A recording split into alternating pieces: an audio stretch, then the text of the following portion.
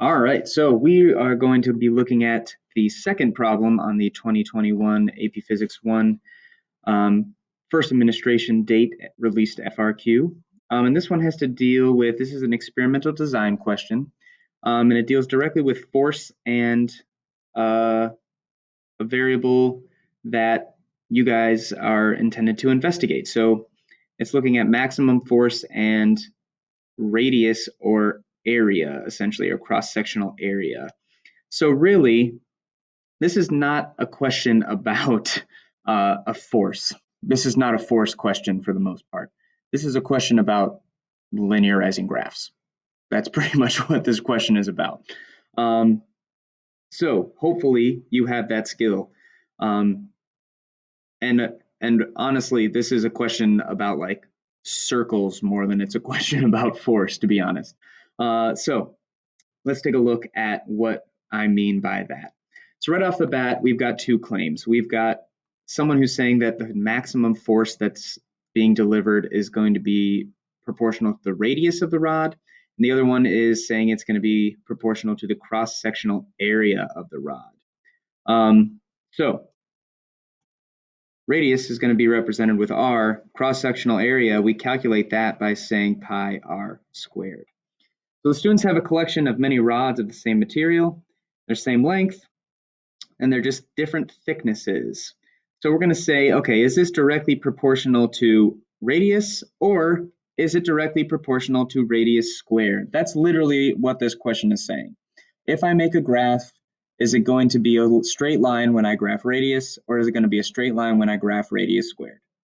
All right, so what do I need to measure? Well, I need to measure force, the maximum force.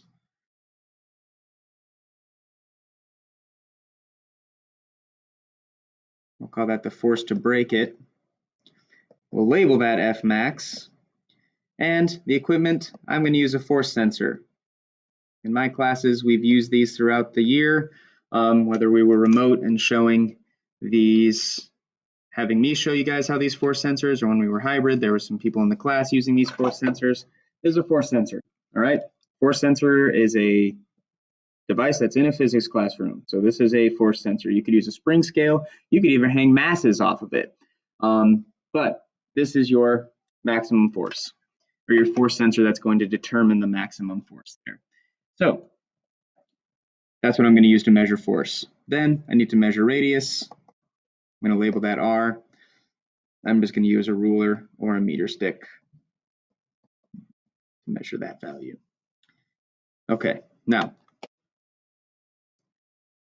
that's pretty much all I need, right? Because if I need to measure the cross-sectional area, I don't need to measure that with like anything other than just saying pi r squared is the radius, or is the area of a circle. So I have radius, I have area. Now, just in case you are concerned about you remembering like how circles work and, oh my gosh, what if I thought it was pi times the diameter or something like that? Remember, they have equations here on the equation sheet. Area, pi r squared. Circumference, 2 pi r. All right, so if you are worried about misremembering, you don't have to remember. They told you how circles work. So the overall procedure to be used, referring to the table details so that another student could replicate the experiment. So we need to first figure out what two things we're measuring, right? So we are going to measure the maximum force required to break the rod. You're going to measure the radius of each rod.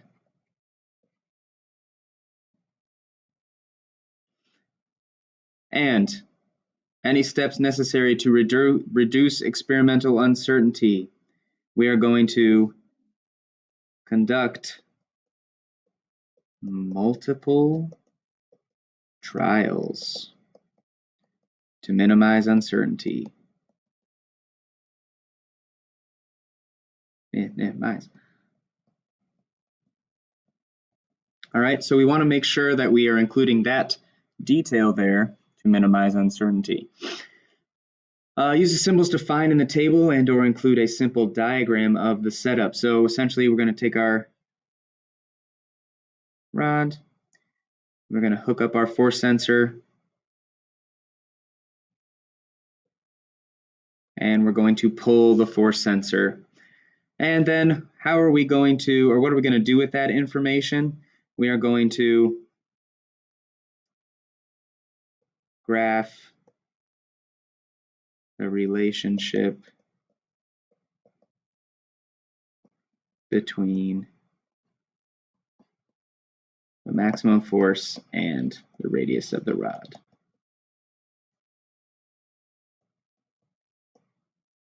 All right, now here we have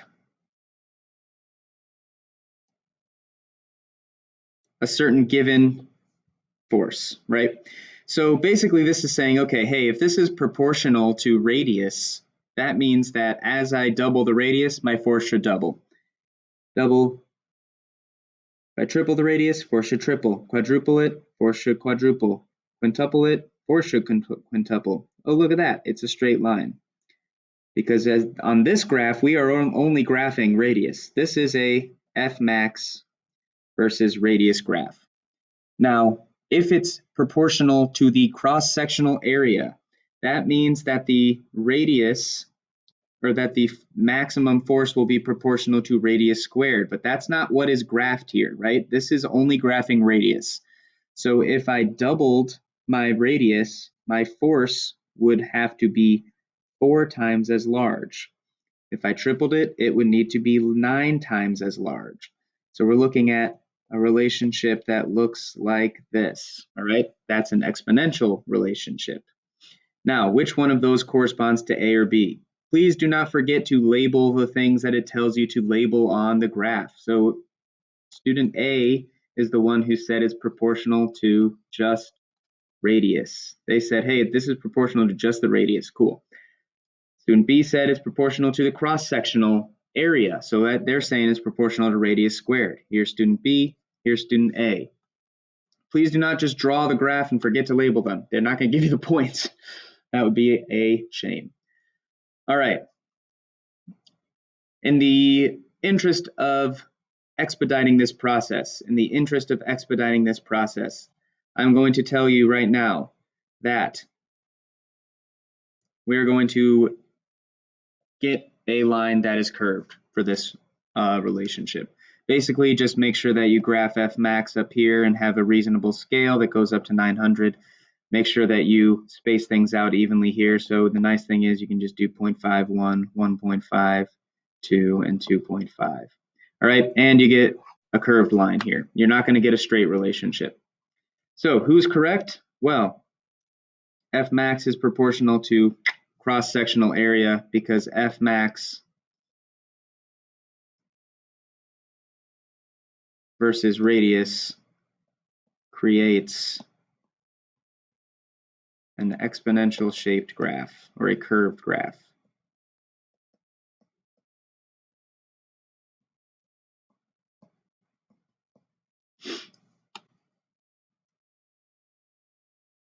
All right, so there is that experimental design question. Hopefully that helps you out here. Obviously, you're going to take a lot more time to graph this actual plot, these points and everything like that. They're just double checking that you create and label with your correct scale. So you're starting at 0, 0. That should start at 0, 0. And making sure that you recognize that it's a curve that's making that graph. Hopefully that helps. Stay tuned for more FRQs.